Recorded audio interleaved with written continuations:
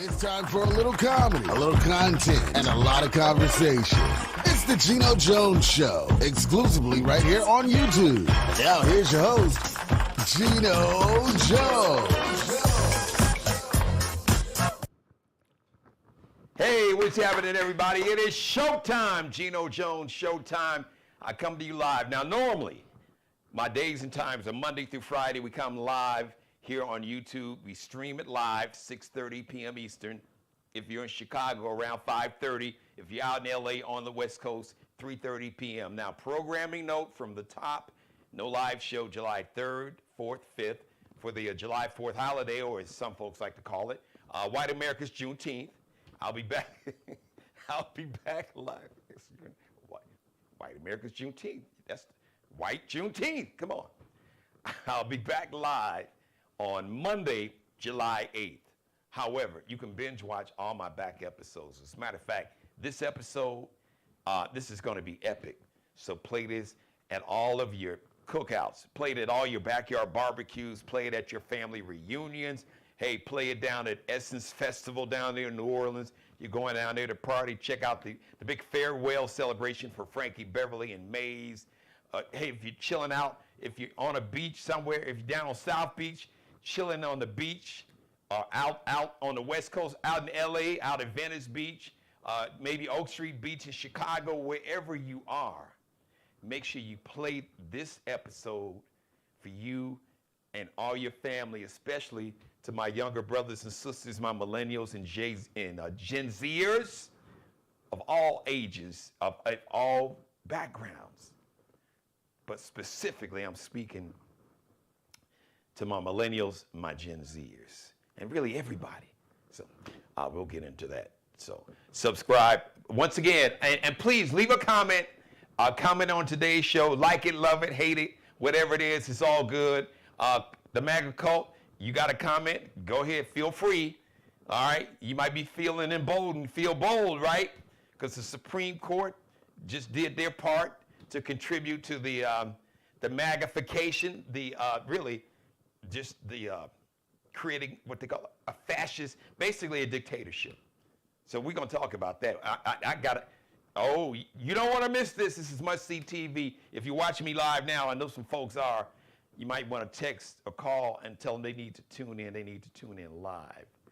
Just come on YouTube and just type in Geno Jones Show and check it out live. And if they're not watching it live, send them a copy of it, screen grab it, rip some of the video, better yet, copy and paste the link. You can email it, you can share it, you can tag it, you can text it, however you want to do it. Share it on whatever social media platform you got. Shout out to CM Transportation, LLC.net, CM Transportation, LLC.net. The Geno Jones Show is brought to you by CM Transportation, LLC.net. If your transportation company, if you need one, or if you got a transportation company and they're not dependable, reliable, and on time, you need to contact CM Transportation, LLC.net, or you can call 843 area code. They are based here in the Charleston, South Carolina metro, but they do business nationwide. Shout out to Carissa Carter, the CEO of CM Transportation, LLC.net online, or 843 area code 606-2702, 843 area code 606-2702. Today, July 2nd, once again, no live show on tomorrow, July 3rd, Thursday, July 4th, or Friday, July 5th. I'll come back live on camera, July 8th. But happy birthday today, Simone Johnson. No, that's not the sister with the hair and nail salon where they sell edibles and you can buy some weed in the back. No, not that Simone Johnson. Moni Love. Now, if you're a big fan of like hip hop from the 90s, Moni Love, Moni in the Middle. It's a shame she remade that song. Moni Love, 54 today, celebrating her birthday. Also, for all my Afro Beats fans, I love me some Afro Beats. Burna Boy. Repping Nigeria. Burna Boy, 33 today. Happy birthday, Moni Love. Happy birthday, Burna Boy. Happy heavenly birthday to the very first Black Supreme Court Justice. Yes, the very first African-American Supreme Court justice. He was actually the 96th Supreme Court justice in American history, born on this day back in 1908. He's a grad of HU, Howard University's law school, and he founded the NAACP Legal Defense Fund. Thurgood Marshall, happy heavenly birthday. He joined the ancestors in 1933. So on this day in 1908, Thurgood Marshall was born. You can't ban this history cult. And on this day, speaking of history, this is a very important day, and it's going to segue into my monologue. And then I'm going to bring my guest, our legal expert, Sean Mitchell, who's standing by. On this day, 60 years ago today, all right, July 2nd, 1964, the Civil Rights Act, a federal law, was signed. It was signed into law by then President Lyndon Baines Johnson, who became president when President Kennedy was assassinated a year earlier. And President Johnson said he thought this would be a fitting tribute to the legacy of President Kennedy, who was advocating for the Civil Rights Act, kind of, sort of, but that's a whole different story. He wasn't necessarily the biggest civil rights fan. President Kennedy, not really. Dr. King and folks like that, and Bayard Rustin and folks in the civil rights movement, they stayed on his ass and was like, yo, you got to do this, which is something we need to learn from today and take a page from. So on this day, 60 years ago, now what did that mean? So that meant legally that the Jim Crow legal area, the Jim Crow laws were no longer around. Because before that, Jim Crow laws meant that you could segregate. It was legal. It was law. It was codified in law to discriminate and to segregate based on a person's race. And the Civil Rights Act of 1964 ended what they called a discrimination, racial discrimination in public, the word was public accommodations. That meant hotels. Now what you gotta understand is that this MAGA cult led by Donald Jackass Trump, who's really just a figurehead, you gotta understand. You've heard me talk about Project 2025, which is a plan. It's a booklet. You can download the blueprint, the booklet. You can download it in a PDF and save it on your PC at home, or maybe on your tablet, or heck, on your phone. Project 2025 basically is the newest version of the Jim Crow laws that we faced for roughly 80 years, from 1877, when Reconstruction ended right after the Civil War, to 1964, that you could discriminate. Reggie Jackson, before the special game honoring the Negro Baseball League and Willie Mays. And I talked about it on national TV. Reggie Jackson in the minor league in Birmingham, played in Birmingham, and how the people who owned the hotel said, and I am quoting Reggie Jackson, they told his teammates and his managers, that nigger said it, and that's what Reggie said. So I'm saying it just the way it was said to Reggie Jackson, so you'll get the full impact. They told him that nigger can't stay here. Then he tried to go to a restaurant. They told his teammates and the managers, that nigger can't eat here. They went to a resort that the owner of the team, Charlie Finley, a white man, owned. And the people working for Charlie Finley that was paying their salary, the racist white people said, that nigga can't come in here. And Charlie Finley said, well, the team can't stay here and we'll leave. And then they let Reggie Jackson in. It was legal to have separate only hospitals for whites only, libraries for whites only, courts for whites only, movie theaters. So like if a movie like Bad Boy, Ride or Die came out, you couldn't go to the white theaters. You couldn't go to a white courthouse. You couldn't go to a white supermarket. You couldn't go to a white library. Just imagine if you got sick and the closest hospital was a whites-only hospital. There have been people before the Civil Rights Act was passed, when the Jim Crow era, when the Jim Crow laws existed, there were black people who died, who bled out or died because they couldn't get to a hospital that would admit and treat blacks, because the white hospitals would turn them away. You can't bring that to this hospital. And here we are in 2024. And Project 2025 is going to do away with the Civil Rights Act. And they can do it.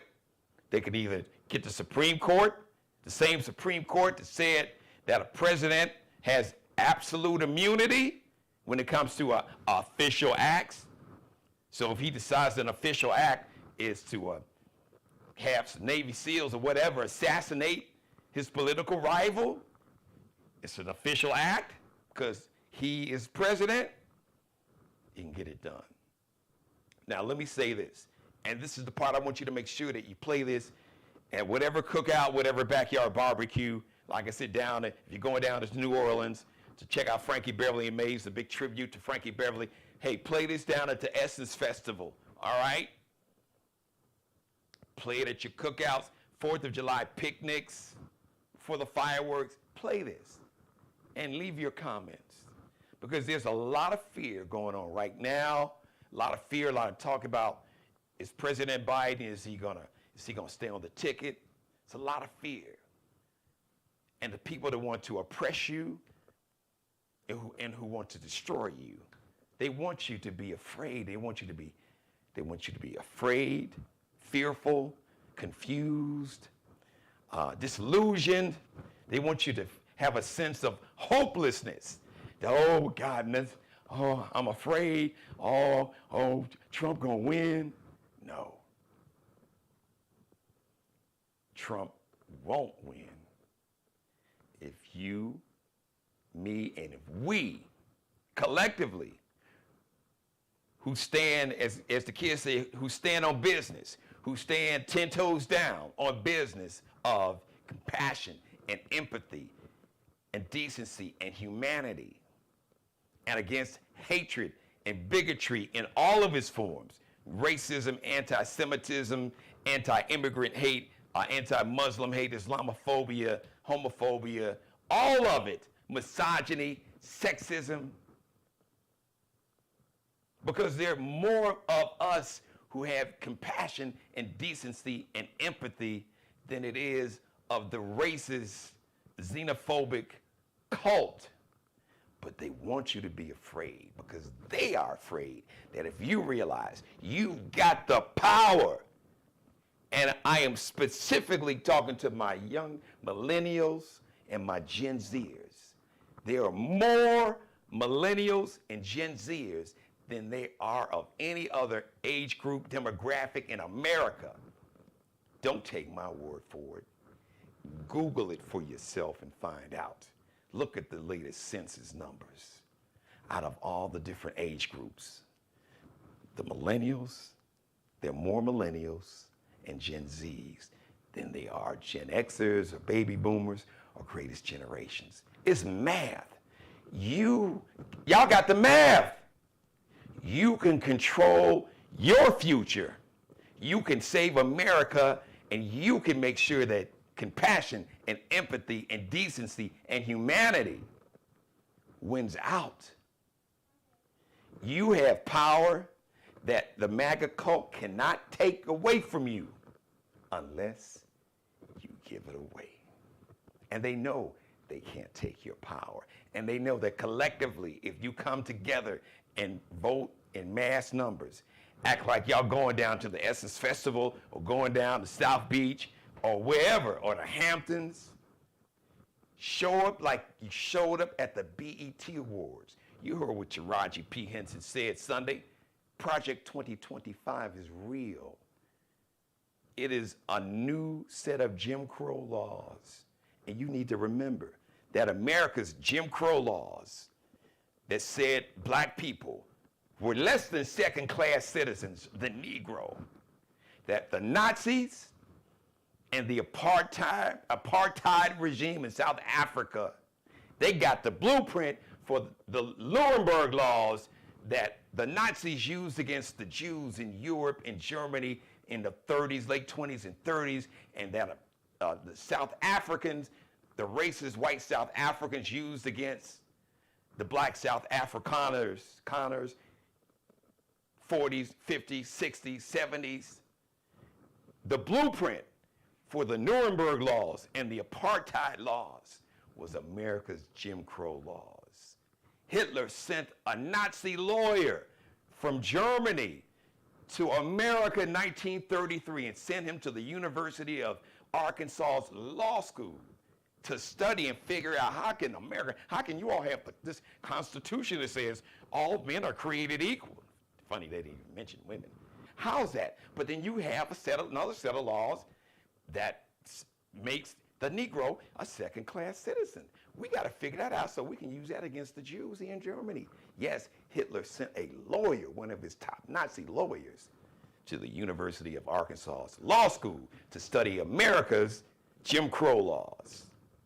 And that's how the Nuremberg laws were created, and that's how the apartheid laws in South Africa were created. So now they got a whole new set of Jim Crow laws.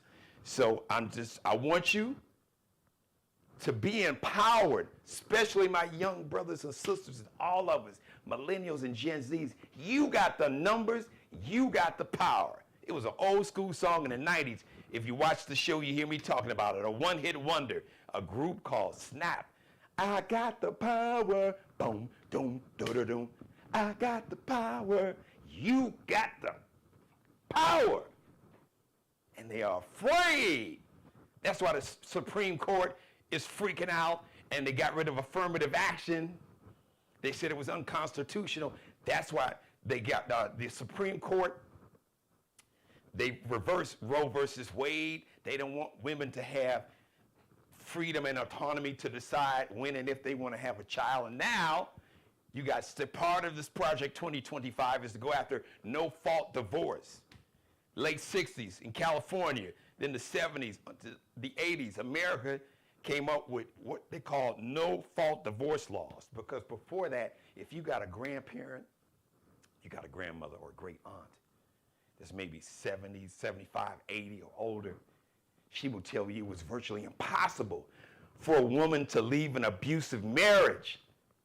We had ancestors, they never got divorced, but they got separated because the laws made it almost impossible for women to get out of abusive, bad, dangerous marriages.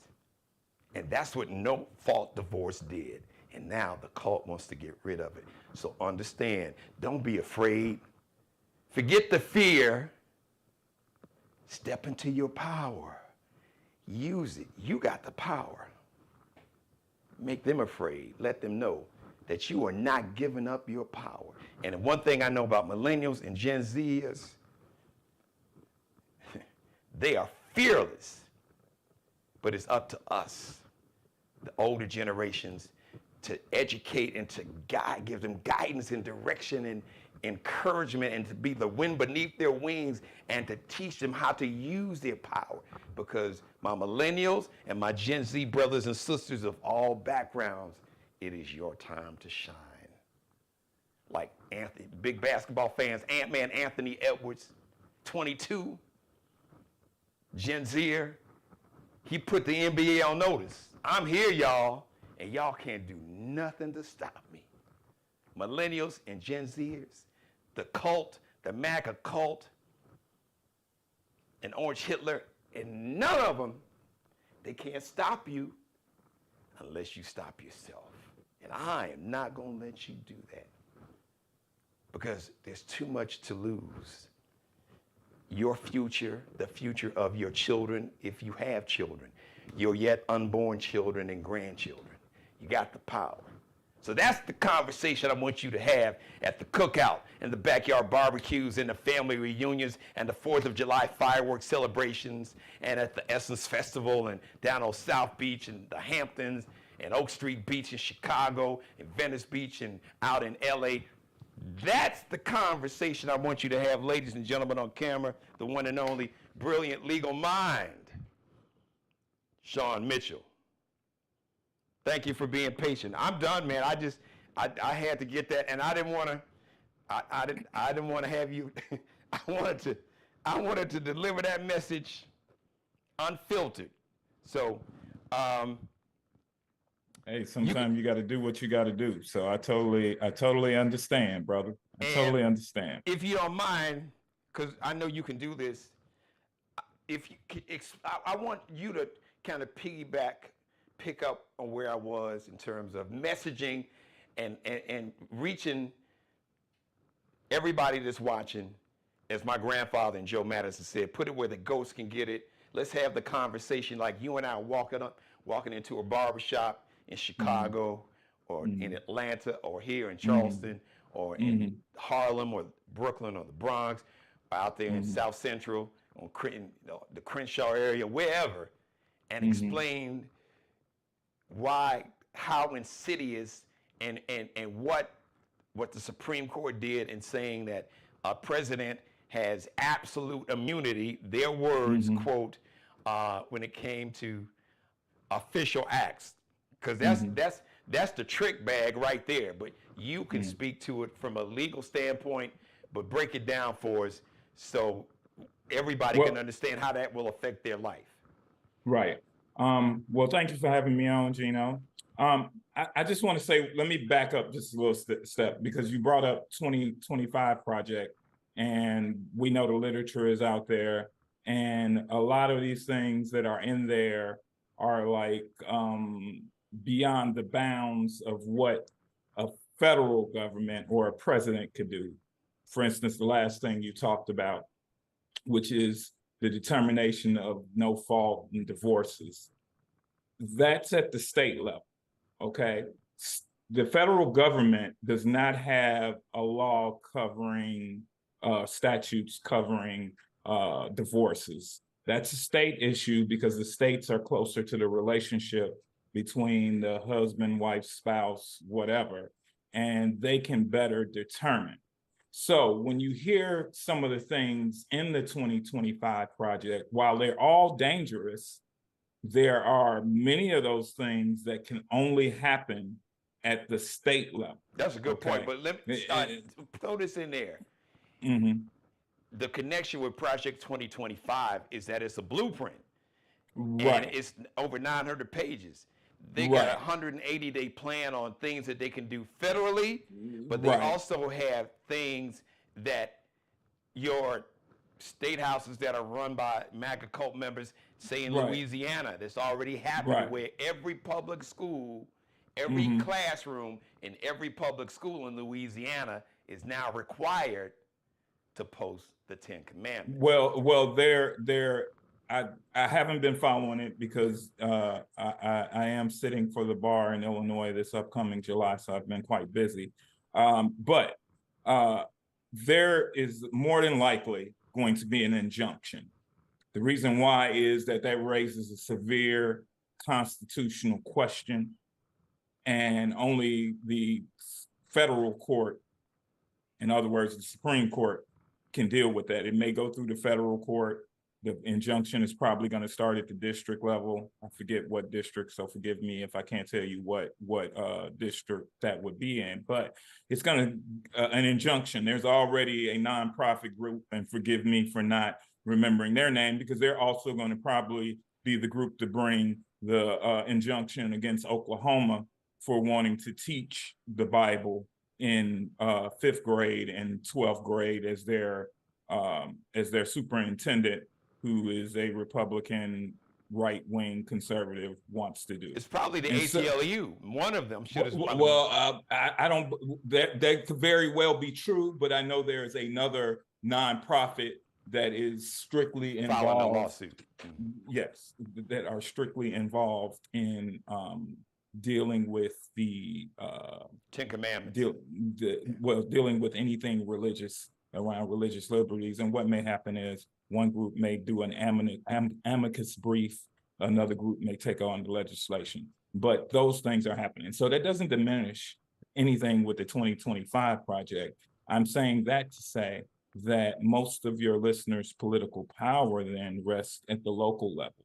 And so what we want to do is get ahead of where we've always been as progressives, moderates, and liberals. You could foreshadow since 2000, it would Gore v. Bush, that the court was going to move this way. When you have a situation, let everybody refer the to Supreme Court. Mm-hmm. Yeah, whenever you hear me say the court, and I don't say a locality or a particular federal court, I'm talking about the Supreme Court or SCOTUS. All right, so remember, if the Bush v. Gore decision doesn't happen, then more than likely Roberts wouldn't be the Chief Justice, okay? And Alito wouldn't be an Associate Justice. Then you have President Obama who came in. He brings in Kagan and Justice Kagan and Justice Sotomayor. Great choices, but he was relieved or cheated or politically stymied from getting his third. So that would be a majority right there after what I just said. And then whether it's up for debate whether Russians or how Trump won in 2016 because the Obama pick slid towards him. All right, and then let's talk about Trump. Let's say everything's legit. He probably legitimately could have nominated Kavanaugh. Okay, so that's one. But he got to nominate 3. The last one, Justice Barrett, was rushed through. Yes. Going opposite of the same principles as to why Obama didn't get to put in Merrick Garland. Yep. So now you have a 7-2 court at the best. Okay, and this is why whether Joe takes a B12, gets more sleep, I don't care. You cannot allow Starbucks or Mountain Dew IV. Whatever.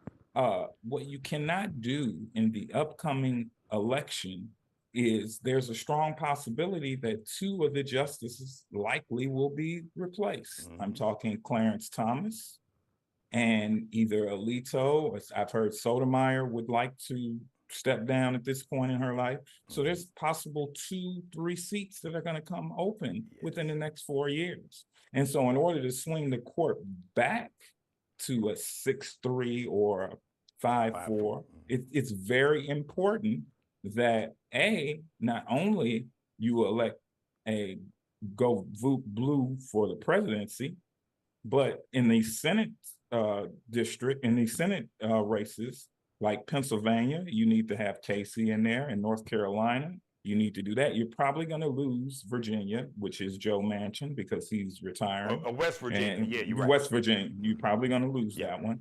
And you got to protect, although I don't think Montana is as bad as anybody thinks, because I think Tester is he's a very good senator.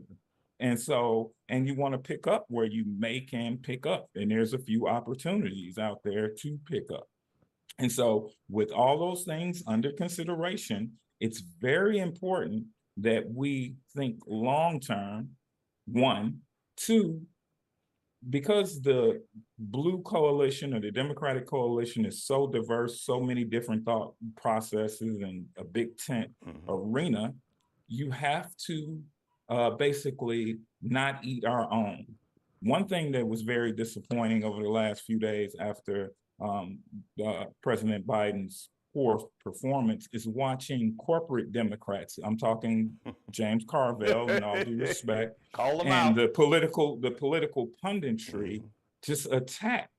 First of all, I as a person who observes history and likes politics, there are people that I don't like, but I note what they say. is Reagan said you never speak ill of a fellow Republican. Mm-hmm. That's what the Republicans always do. They bicker and argue, but they fall in line. Yeah. That doesn't mean that falling in line doesn't mean you don't have or opportunity to speak up and speak out. But when we're in a political campaign where the slim margins are going to be decisive, you need to be careful on the blue side about how you're discussing it. If we're going to have a backroom conversation about whether President Biden should step down, then that should be handled in the back room, bringing parties into the table. I do think that although it's too late, you should not underestimate our bench. In other words, Madam Vice President could very well easily step in, and then you could get Governor Pritzker, and you got an outstanding ticket in itself. And there's many others. I'm just using that because I'm just saying that. But until Biden can show me that he's medically not capable of doing it, I'm not interested in hearing that. What I'm interested in hearing is not only do we need to get President Biden elected, we need to get some coattails going. We need the Senate seats and locally where there are local elections. And get the House of Representatives back. Because guess what? Even if you elect President Biden and you don't give him majorities in both houses of the federal government and you allow the states to continue to slide towards MAGA, the 2025 project is going to pass anyway, whether you want it to or not. The other thing that I always want everybody to understand is that our federal government and our government is a dual situation. The federal government can't commandeer states to make states do anything. Now, while Roe v. Wade is very disappointing, until the Congress writes a law federalizing abortion law, then it's left to the states, just like divorce is. And until they pass a marriage law, until the Supreme Court stepped in and said marriage is more than between a man and a woman, states were left to do. A lot of the things that rule you day to day happen at your local and state level. And I think Democrats have, for a very long time, since the 80s, with the Reagan wave, have ignored local politics. And that's why you have these bastions of red states. What does that mean? At the county government, they can control your elections. Yeah, so that means they're putting people in charge of the election that don't want people to look like us or in a certain economic group not to vote. I'm talking to you poor white people. Say that and part. So, and my Hispanic brothers and sisters and my foreign immigrants who've come legitimately with papers. I'm speaking of my people from India, and I mean Eastern that Europe. Eastern Europe. I mean, what you have to understand is racism is the overplay for the underplay in the country, because racism is one of those things that we recognize right away is the most dangerous, corrosive. But then there's other things that play into the racism. I've met people that were kind, but they were from other countries, and the way Black folks are portrayed through the media here and broadcast around the world have this impression about Black folks, or about Mexicans, or about people from Haiti, or about Christians, or about whatever, because this whole system runs off the corporate image, which brings me to Trump. You're dealing with a court right now. The Roberts Court is probably a flashback to the 1930s court that fought against labor rights and minimum wage. They were more corporate power court, because the absolute immunity, although they're not the same, but they're parallel, where if it's an official act, and note, the court never told us what wasn't an official act, which means it's not, or what was, which means it's going to apply differently. I see this meme talking about, well, President Biden, you should send SEAL Team 6. Joe Biden does that, he's going to jail under this court. So they were very ambiguous with that. The other dynamic is that similar to immunity for a president, a CEO has the opportunity in a corporation to make a business decision. And unless it's criminal or fraud, he can't be prosecuted, even if it was a bad business decision, for a business decision. And so similar to Trump. Now, I do throw up the alarm because of the corrupt nature and the authoritarian nature of the Roberts Court and the MAGA Republicans. I don't want MAGA Republicans or hard right-wingers in charge of a court, and I really don't want extreme left you don't want any people in extreme, charge. period. It's right. What I want is a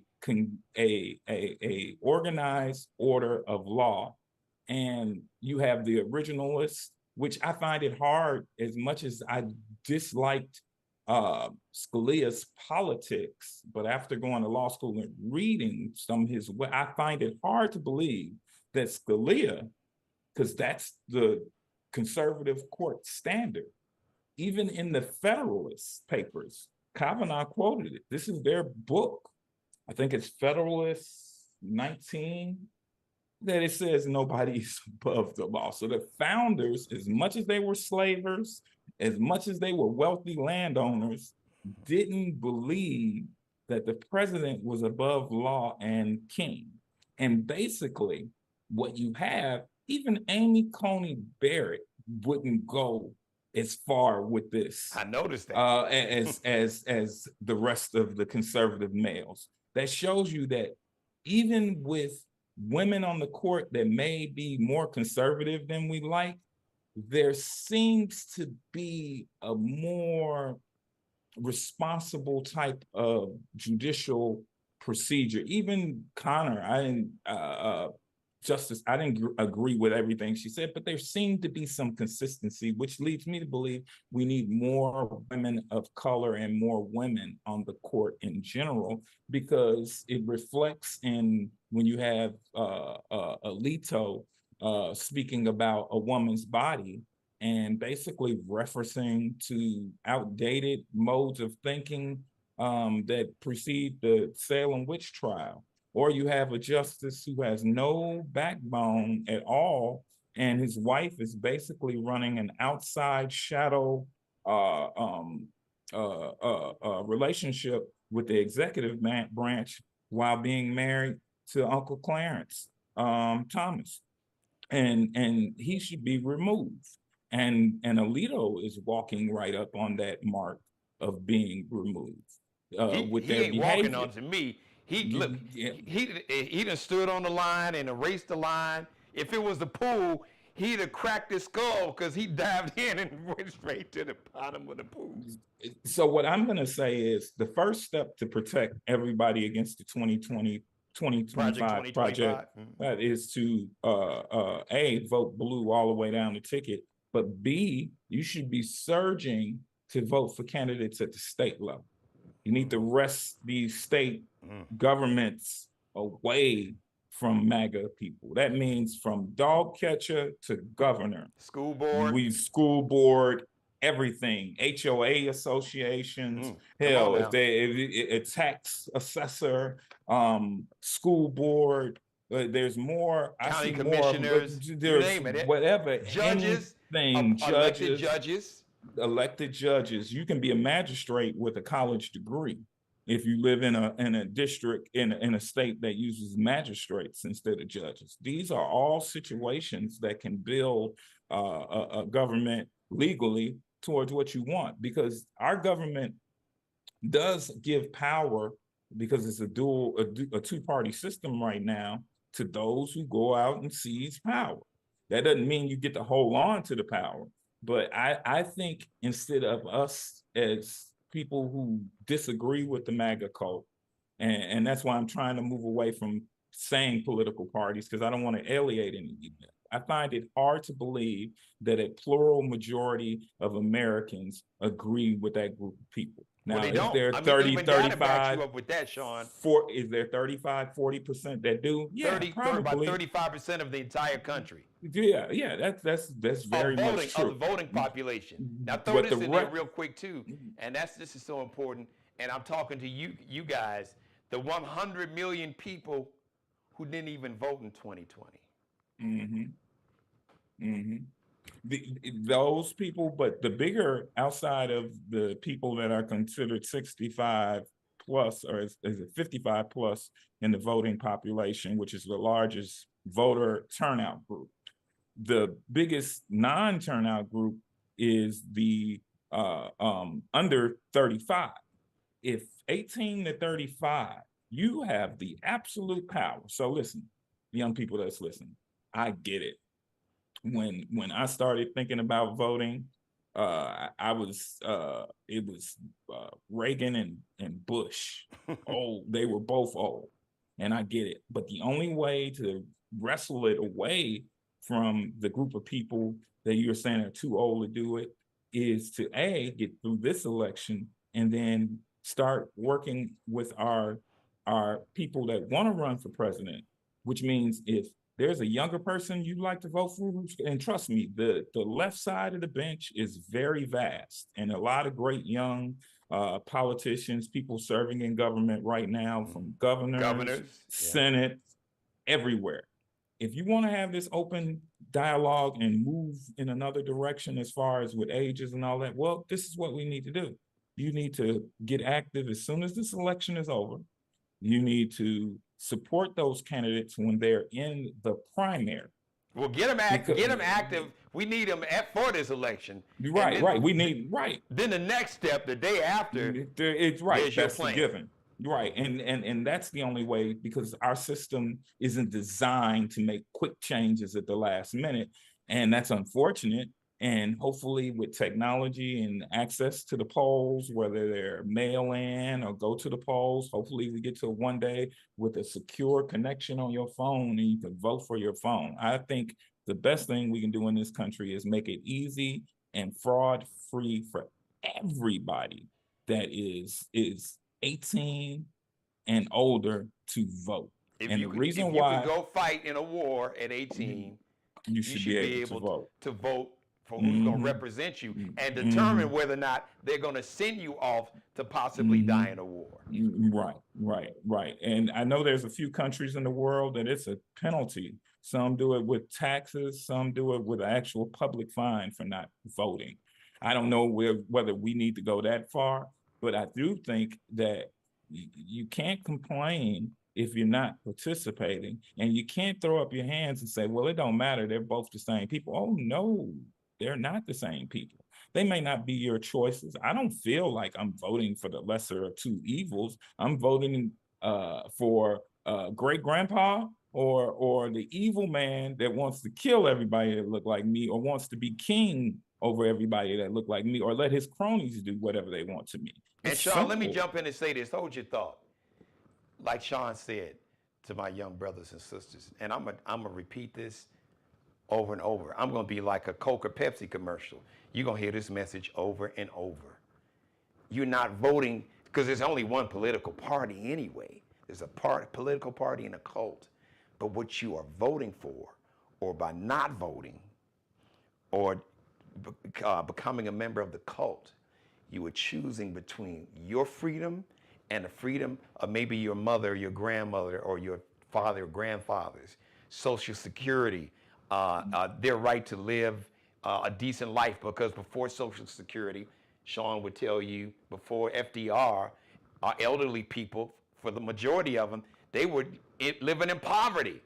They were living like in apartment buildings and homes, literally almost homeless, living in abject poverty, which is why FDR created Social Security to begin with. So the point me and Sean are saying, especially to my millennials and Gen Zers, who Sean, by the way, because you talked about the most reliable voting demographic, 55 plus.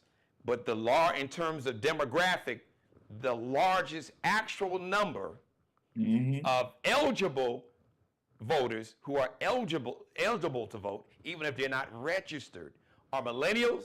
There are more millennials in America and Gen Z. So that means there are more people between roughly 18 and 40 than it is any other age group in America today, right now. That means you got the power. Sean just gave you the blueprint. Run for office.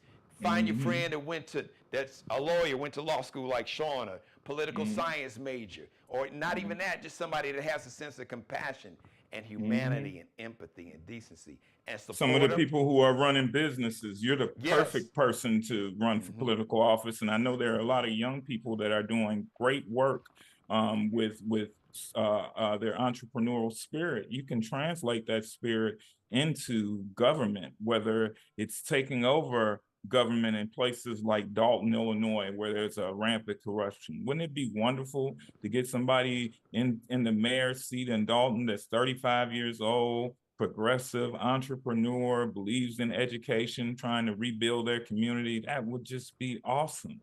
And so we need to think like that. You can change things from within. And the other thing is, I want to say this, and I try not to come across as the grandpa, even though I am a grandfather.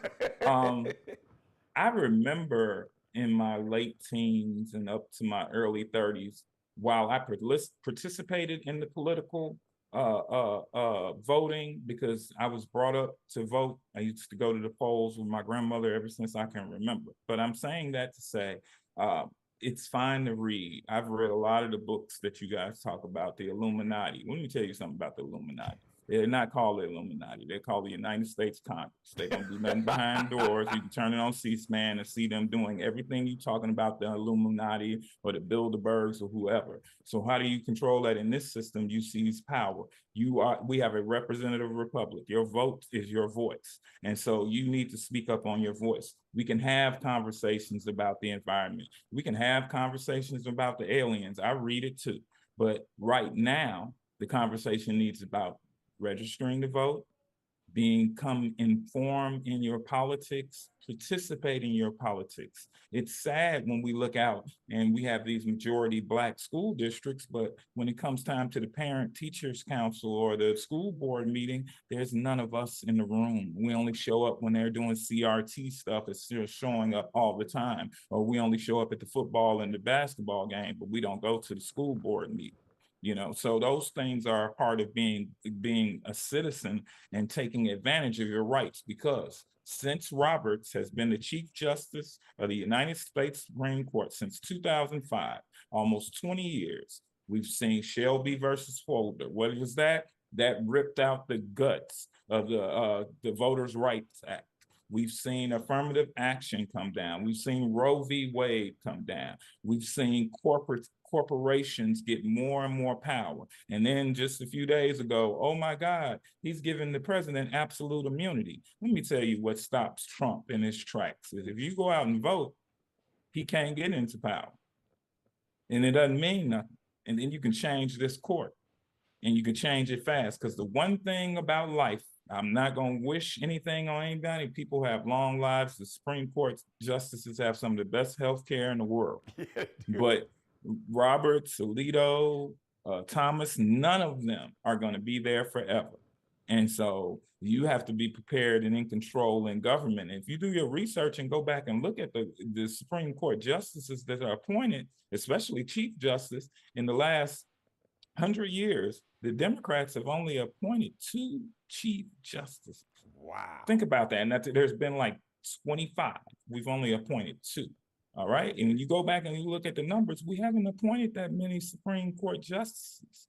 And that is not necessarily the political ideology should matter, but because the right wingers, the former Dixiecrats, the skinheads, the MAGA cult, the corporatists, the gangster cronyism, consumerism, corporatists, people in power, and along with the help of the evangelical group, they have shifted the court and made the court a target. They played for the long time. As soon as Roe v. Wade was passed, made it through the court in 1973, these people were relentless with that being the long game. It took them until 2022 to get what they wanted. 50 years, but they stayed with it. They stayed with the program. And so to my young people, if you want the program to change, you need to vote like you've never voted before. I want you to do that. I want to see change, because here's what I believe, because I've reared two beautiful young folks, who one is 30 now and the other is approaching 30, and they're both parents and they're friends, and all these young people that I meet, whether I'm teaching or I've went to law school with, or I know through friends, when I go through my Facebook. I love graduation time to see all this.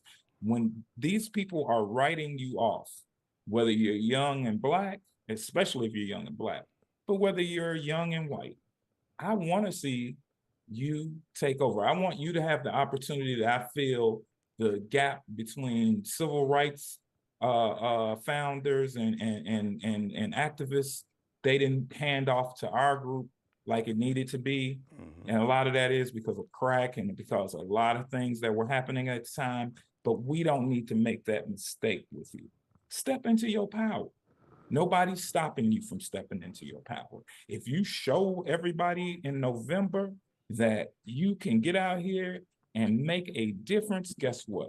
A lot of us old heads have been waiting, especially now, because some of us have made a little money and would love to chill out at 60 and just let y'all take over. Or some just want to have a media company slash in their home. And so here's the important part, Sean. Thank you for that, brother. I love you for that for so many reasons. But we have to make sure that we are lighting. Sean is not going to give up his torch because he got too much fire in his torch. I'm not giving up my torch. I'm trying to light your torch off mine. That part. Come on now. I want to light. We want to light all the other torches. Right. And look, what I tried never to do with my kids, unless I felt like it was just really dangerous, I never tried to tell them they couldn't do something. I encouraged it. My son said, "Hey, Dad, I want to play baseball." And I knew from throwing the baseball with him, boy, you scared of that baseball. But hey, fine, son, I'll pay for it. He get it all dressed up. He got all the gear. He chewing the gum. He got the nice shoes. And the first game, they hit a ball down third base. He did like this. I said, "Oh, my son can't play." But I didn't stop him. I didn't tell him that. I encouraged him, because you know what? Maybe one day he wouldn't be scared of the ball. Yeah, He's still scared. He's still scared of the ball. Sorry, son. Right. He still says. But you empowered him, Sean. You were the wind beneath his wings, because sometimes there's gonna be a time they may have been scared of the ball. But if you empower them, like my mother did and still does, who's watching me right now, like your mother, Queen Rest in Heaven, did for you. Yes, she empowered you. She was the wind beneath your wings that believed in you when you didn't believe in yourself. And that's what we got to do. Yeah, I miss her every day, because there's sometimes where I need to just hear, "Hey, baby, it's going to be okay from mama." Can't nobody replace mama and daddy too. You know, just being able to communicate that. And so I think it's important, and I think that we can attack this whole situation from many directions. We can have people talking and motivating the young people. We can be out here making sure everybody's registered to vote and all their information is in the system.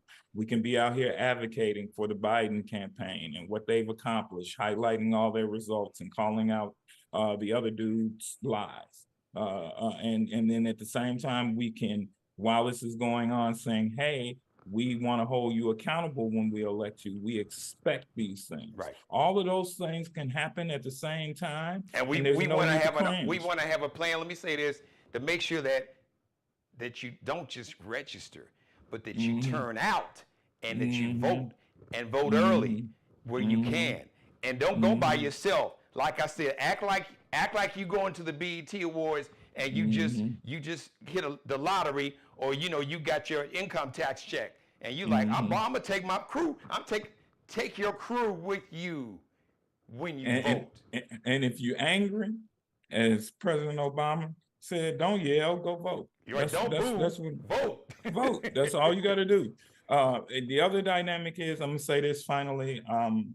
I think that we just need to remain focused, because November is a long time away. Okay, in normal daytime, it's a long time. In the political life, it's very close. But don't get caught up in the political speak.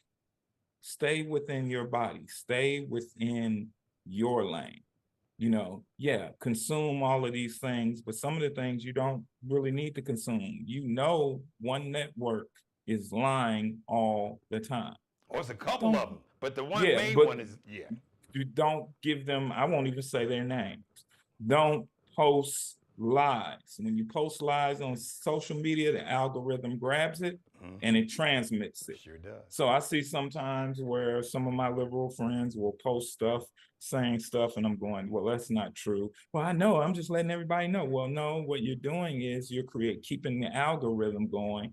And so the low information voter, excuse me, I'm gonna stop calling that. The voter who is working 3 jobs and barely gets to look at news and get all their information from Facebook is being inundated. Because when you get into conversations with people that are low information, and when I say low information, I don't mean like you're slow. What I'm saying is your life or something in your life causes you not to consume the information and be able to sort through the information. So you just get bullet points. You get clickbait. You see these things that you're reading a regular article about the Chicago Bears, and down in the corner, it'll say, why was Biden caught saying this? And then you go click on it and thinking he's saying something bad, and they never talk about Biden. They talk about something totally else about Hunter. I mean, so you have to understand, we live in a different world. This is not 1995 and the second act of the Clinton re-election campaign. This isn't even 2008 or 2012. We live in 2024. AI is real. These items are not some robot walking around to kill you. I'm talking about how we communicate. Negative information, even before we had all this technology, when people would just gossip. If you know this from high school, they say something bad about a girl, it take that girl, if it happened freshman year, it follow you all the way through. It's not just a girl, but I'm using that as an example because when I was in high school, most of the time the gossip that was bad and people got labeled, they took forever. I go to a reunion now, and there's things that they brought up about not only girls, boys, different people I went to high school with that maybe wasn't true, but it stuck with them. So just like on Facebook, when you put out negative information, especially, and it's not accurate, it's just out there and just going along. So right now where we're at, I try not to feel like I'm educating you, but I just want to drop a couple of nuggets. Yeah, you are. That's why you're on the show. Wait a minute. Forget this false modesty. That's why your ass is on the show. No, I'm saying I don't want to sound like I'm a lecturer, like I'm giving you an adjunct professor lecture. No, you know what you're doing? Come on. Now, we from the shot. And right, brothers on the south side and on the west side. That brothers like you and me, when we were teenagers, you brothers, even maybe some brothers that was, out in them streets, as the dudes say, doing their doolo, doing no good, but they didn't want you to go down that path. They would step to us if they saw us maybe doing the wrong thing or with the wrong thing. Hey, young brother, young buck, come here. Right. I'm gonna put you up on game. You're putting them up on game. Right. My people that I grew up around, because I don't really want to label, I'm just going to stay in general, that were involved in various activities, used to always be like, you're going to school, you're playing baseball, you're getting good grades. You know what I'm saying? You don't have to do none of this, or I don't want you around this. Or, hey, here goes some money going on down the street somewhere. All that type of stuff. And that's part of the community. But I think it's important. What I want to share with everybody is, first of all, make sure you're communicating sourced and valuable information. If you don't really know, then until you can investigate it. And what am I talking about? I'm talking to all the brothers and sisters who may not have had formal post-high school education. There's several credible sources, and then there's sources that's not credible.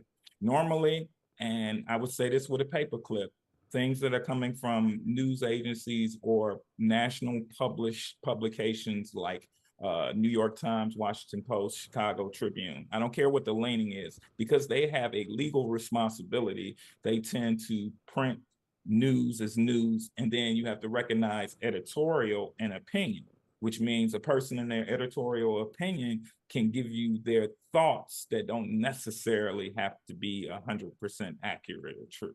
And so it's important that you dissect these things. And when you know it's something that's not true, in other words, you're on the page and you're invited to Blacks for Biden, and you're on the page and all of a sudden somebody comes in there that's talking about the earth is flat, cancel that and get out of there. And the reason why is that doesn't make any sense. Let me also say this. I don't spend a lot of time in these places, but I see it. Sometimes I post the popcorn, Michael Jackson eating popcorn in the memes. I am so sick of Black people in the relationship wars every day, posting these different things about this AI generated woman talking about she only want a man that's gonna pay for her nails with all this list.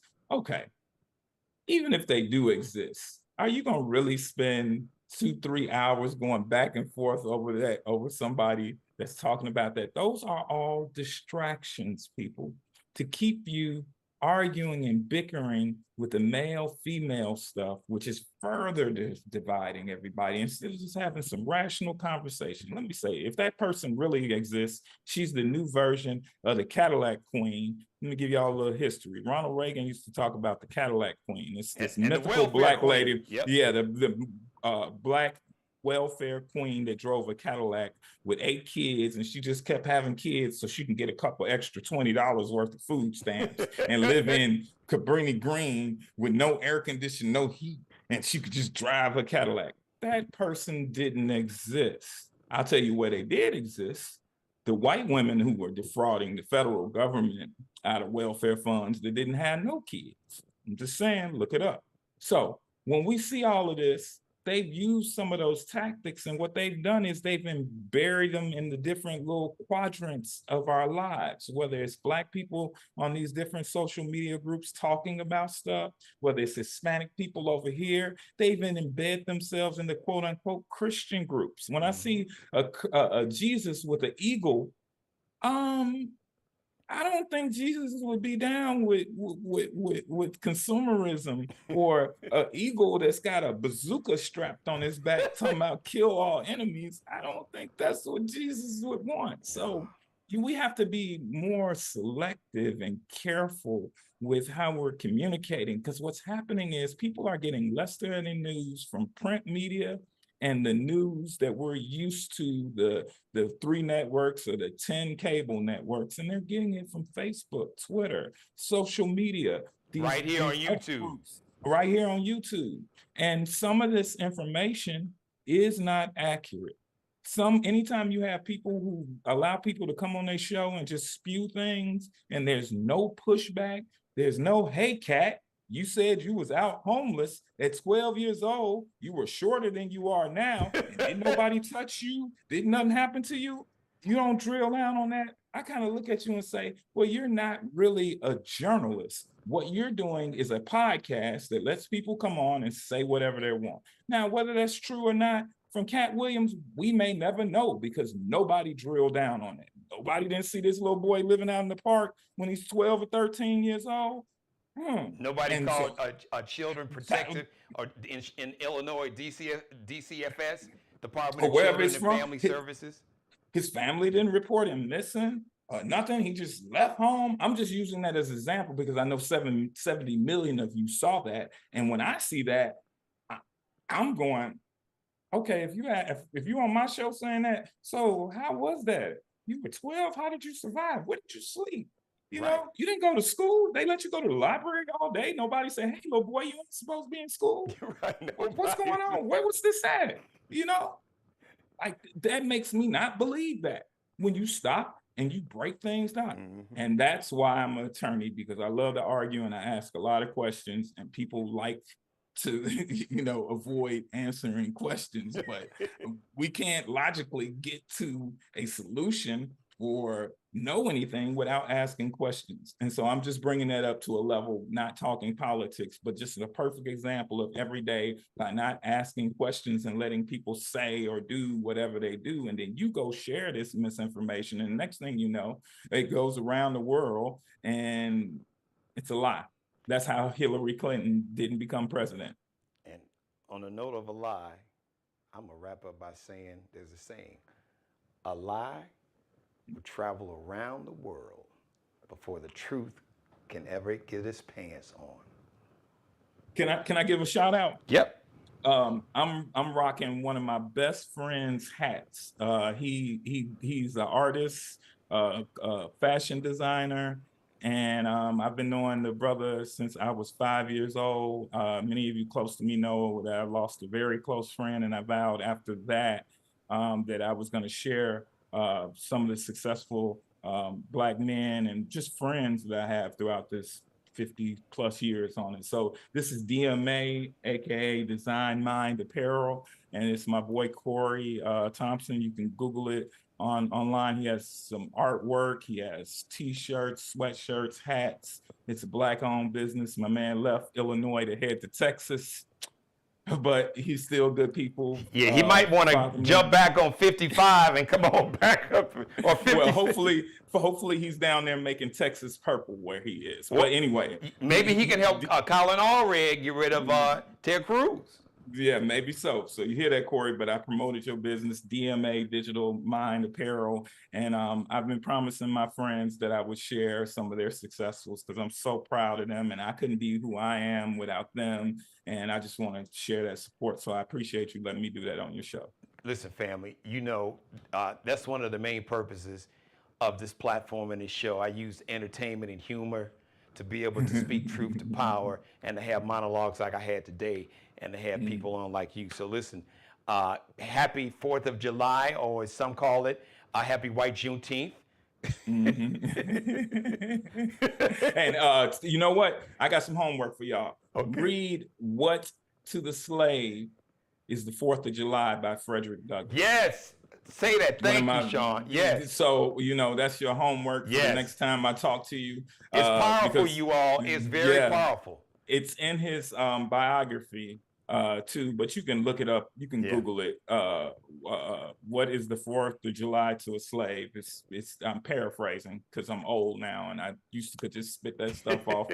Shout out to Grambling HBCUs because everybody giving Howard HU to shout out. I ain't mad at HU, but don't forget the SWAC. You a lawyer, and I know you got mad respect. I know Thurgood Marshall was a big influence on you as a lawyer. He's my frat brother. He's one of my idols. He's also at my law school, the Thurgood Marshall Memorial Hall. We had pictures and speeches. Oh yeah, Texas NIU, Southern. Right? Texas Southern's law school is named the Thurgood Marshall Law School.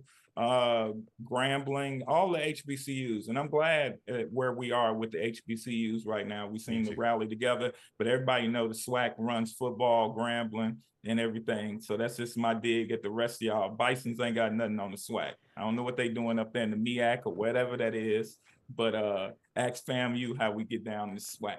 I got love for all the Black Greeks, all the entire Divine Nine. All the fraternity bros, I got nothing but love for all you all the sorority sisters. I got love for all y'all. They all our brothers and sisters, right. And it's fun. We need all y'all on or before November 5th. We need all. We got to be on the same. Everybody pulling on that rope. Doing the same and then thing. afterwards, homecoming, and we can go ahead and do, have the fun and do what we do. Yeah, we can get down for the battle of the bands. Who stepped the best? Everybody know the Alpha stepped the best. So, and all that. Shout outs to the PWIs like Chicago State, Tennessee State, and those big schools like Wayne State, where the brothers and sisters are. Yeah, I don't want to forget anybody. And I just want to remind everybody, it's important to support HBCUs because two things. The majority of our, I think it's something like 70% of our Black professionals that hold master degrees or better originally went to an HBCU. So a person who graduates from an HU, doctors, I saw a stat about doctors Now you would know better than me, but I think a It's significant any number professional, yeah, a professional doctorate level, master's level degree. lawyers. It's lawyers, that's everybody. Engineers that get their masters, law school deans, all that stuff. They started undergrad at a HBCU and they may go on to Harvard or University of Chicago or Stanford. It doesn't matter. What matters is that the HBCU is a place where not only growth and development for the Black mind and empowers the history of Black folks, and this is what we built, that is our birthright because of the 400 years of slavery and have an opportunity to build our own and grow our own educational minds. But not only are those there to nurture Black intellect, but also they are constant reminders of how far we've come and how we built off one another. So that's whether I always tell my friends, and I'm glad that I see more and more when it's graduation time and college announcement time, and you look at all the scholarship offers that some of our best and brightest are being offered, that you see the HBCUs in there, and they're right in there. And then you see these young people graduate from HBCU and they go on to a Harvard, or they go on to the University of Chicago, or they go on to Stanford to work on their masters, their professional degrees, whether they're lawyers, doctors, scientists, and all of these things. And they go on to get great internships. This is all networking. And within that network, there's a lot of political power, because one thing about Black folks, and this is a show for another day, we need to control more of our dollars, because once we spend like the 5th largest country as a collective in the world. Do you imagine the political power? I would like to get into a place where we don't ask the government for a damn thing. You don't want to have affirmative action? We can have affirmative action over here with ourselves, so I'm okay with that. I'm not a separatist. I'm just sick and tired of being sick and tired. But we don't need people like billionaires like Edward Bloom filing a suit to try to get that suit to go to the Supreme Court that will keep the Fearless Fund, or a group of Black women entrepreneurs who are venture capital, set up a venture capital fund, when Black people get like 1%, and Black women get less than 1% of venture capital money. Like Sean said, we're good. Yeah, just don't get out the way, and we can do it. But don't use the law to oppress us and hold. When we pull ourselves up by the bootstraps, don't snatch the boots and the laces. And throw glass on the sidewalk. Thank you. That part. Sean Mitchell family, I love you. Happy 4th of July, or white Juneteenth. Yes. You should call it. Joke. I got him to laugh. Sean is serious, but I got him to laugh. So but you should call it the anti-January 6th holiday. No, that too. For real. No doubt. All right, family. I love you. Have a great holiday. Be safe to you and your family. We'll talk over the holiday. All right. Thanks, man. Thank you to my family right there. Brilliant brother, brilliant mind, as you all see. I told you that. Let me just do that. Thank you for letting me be a part of your life. As always, hello, shout out to Heather Odom. Hey, Heather, how are you? Mother, how are you? Everybody watching me live, or whenever you're watching. The Geno Jones Show, brought to you by CM Transportation. If your business needs a transportation company that is dependable, reliable, and on time, CM Transportation, LLC.net. CM Transportation, LLC.net. 843 area code, based here in the Charleston, South Carolina metro, but they do business nationwide. 606-2702. 606-270-2843. Please, I want you to please leave your comments here on the show in the comment section, this and every episode. Please, so play this show at your backyard barbecue. Play it at your cookout for the 4th of July. Play it at your family reunion. Play it at your 4th of July fireworks. Play it at the Essence Festival when you're hanging out down there on Canal Street. Play it in the hotel lobby. Make sure that today's episode was epic. Really important message, speaking, empowering, especially our young brothers and sisters of all ethnicities. My millennials and Gen Z, you got the power. Don't let them punk you out of your power, because The punks, they're afraid of you and your power. They hope that they can trick you, put you in, my grandfather said, put you in a trick bag and make you afraid and think that you don't have any power and that this situation is hopeless and that your vote won't count. If it didn't count, they wouldn't be working so hard to lie to you and to put you in a trick bag and to get you to be disillusioned. They would make it easy for you to vote. Why are they not? What are they afraid of? You and your power. And the only way they can take it from you, can be taken from you, the people who want to oppress and destroy you, the only way that they can take your power from you is if you give it away. Don't give it away. Use it. Shout out to Markel Bailey, the official barber and hairstylist for the Geno Jones Show, CEO of Designer Cuts here in the Charleston metro area. Check him out. Kelby Cutting Up, KELBECUTTINUP. Allie Jones, Bruce Gage, the official wardrobe consultants and stylist for the Geno Jones Show. Allie Jones, check Allie Jones and her Lexi Jones collection out. LX.N, like Nanette, CL_LX.NCL_.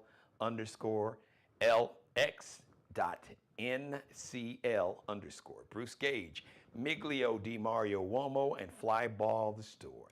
MIGLIODIMARIOUOMO. And Flyball the Store, FLYBALLTHESTORE.com. All right, listen, have a great 4th of July holiday weekend. Whatever you're doing, have fun and be safe. But make sure that you play this show and play it over and over and over. So you can pass on the Tyler Perry movie. You watch the Tyler Perry movie every 4th of July. Watch this episode and leave your comments about this and leave your comment on all of my episodes. I have a goal to get 1,000 new subscribers in 60 days. I'm a YouTube partner, but 1,000 new subscribers will support Geno Media, and it will allow me to get like real check from YouTube and support my media company. So spread the word, tell everybody that you know to subscribe to the channel. It's free. That's all we got to do, and make sure that you like and comment and share every episode, copy and paste the link. All right, we'll see you. I'll see you Monday, July 8th. I'll see you live, but you'll see me because you're going to binge watch this and all my back episodes all 4th of July, really like a long ass weekend, like a week. So enjoy the holiday week, and we'll see you live July 8th, 6:30 p.m. Eastern, 5:30 in Chicago, 3:30 on the West Coast. But like I said, you'll see me all week long when you come to the Geno Jones Show YouTube channel, part of the Geno Jones Network. Subscribe and tune in to the next episode of the Geno Jones Show, exclusively right here on YouTube.